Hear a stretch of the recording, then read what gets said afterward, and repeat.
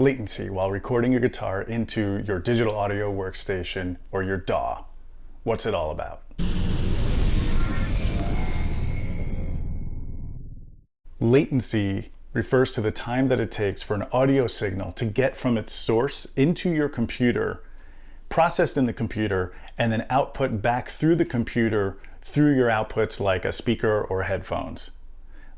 Latency refers to the delay that you experience during that round-trip process. Latency can be influenced by several factors, including your computer's processing power, the performance of your audio interface, the performance of your digital audio workstation or your DAW, and the settings inside of your DAW, especially buffer size.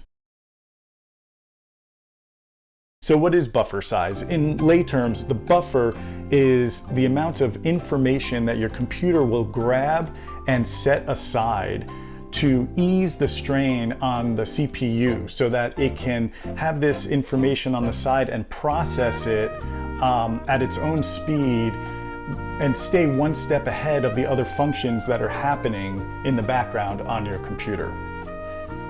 It could also be nothing even resembling what I just said, but that's how I'm able to get my head around it. Please leave your comments below. With a lower buffer size, the computer processes information more quickly, but that uses more resources of the computer and puts more of a strain on the central processing unit. With a higher buffer size, the computer handles and processes the information more slowly, but takes up fewer resources at one time and puts less strain on the CPU. So with a smaller buffer size, you're actually getting lower latency or smaller latency or less delay. And with a larger buffer size, you're getting more of a delay, more latency. Clearly, when we're recording guitar or any other parts of a song into your computer, you want the lowest latency that you can get while still having a good quality signal for your audio and avoiding glitching out by missing information. So what's a good buffer size for recording? Let's use my setup as an example.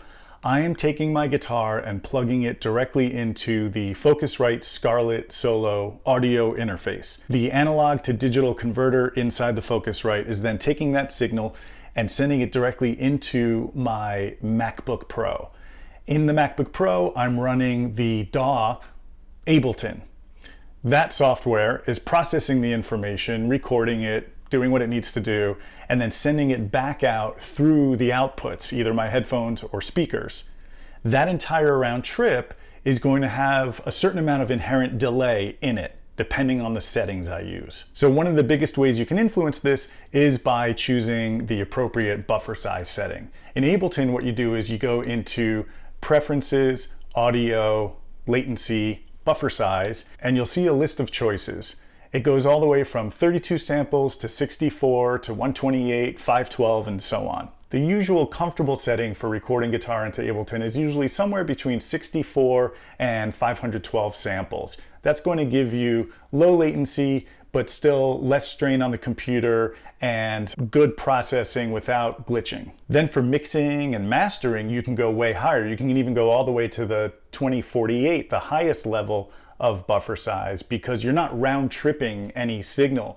Everything you're doing is inside the computer already, and you're more likely to be running lots of processes, effects, plugins, EQs, things like that. So you need as much processing power as you can get, and you need to ease the strain on the CPU. So a higher buffer size is what you want for mixing and mastering. Now you'll notice that when you select buffer size in Ableton, it actually tells you how much latency or delay you can expect in your signal by using that specific buffer size. So as I mentioned, when I'm recording my guitar, I'm usually somewhere between 64 and 256 samples of buffer.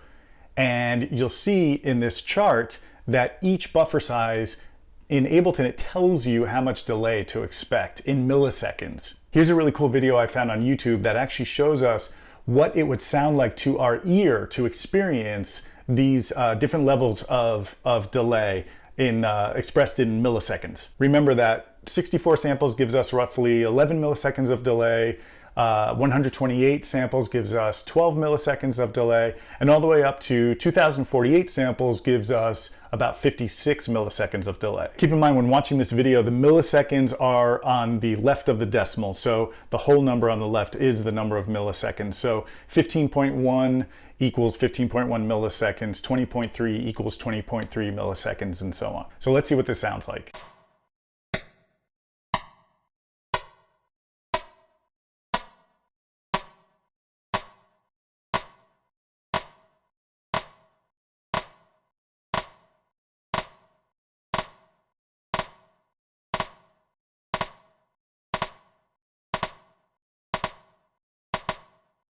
So did you notice that as we reach the 40s, 50s, 60s in the milliseconds, we really start to notice a distinct delay that would be big enough to actually affect our timing when we're trying to play against the backing track. We do not want that. So this is why we try to keep our buffer size and our latency lower, down more in the 20s or 10s of milliseconds, so that we can play along and not experience that delay that will throw us off or sound bad when we play it back. Remember that all of these settings, what they're doing is they're having an effect on the processing power and processing speed of your computer. So when you're recording, you could always make sure that you're closing other programs that you're not using, shutting down other kinds of background functions that are going on, anything that could lighten the load on your CPU so that your computer's power can all be focused on your DAW while you're recording. I'm using a 3-year-old MacBook Pro with a 2.7 gigahertz Intel Core i7 processor. I have no idea what that means.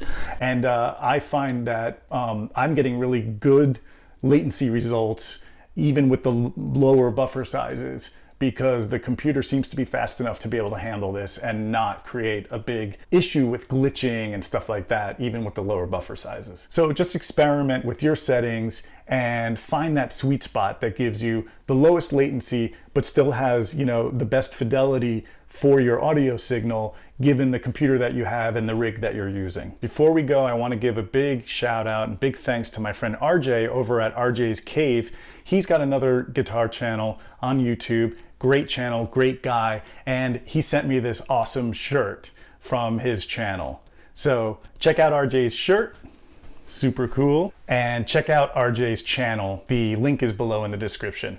Please support the guitar community. Thanks everyone. So that's a little bit about latency and buffer size and how to make your settings such that you're gonna get the best balance between performance and delay and things like that and the strain on your computer. Please leave comments below to tell us about your experience with digital audio workstations. So that's it. Thank you so much as always for joining us on Strange Device.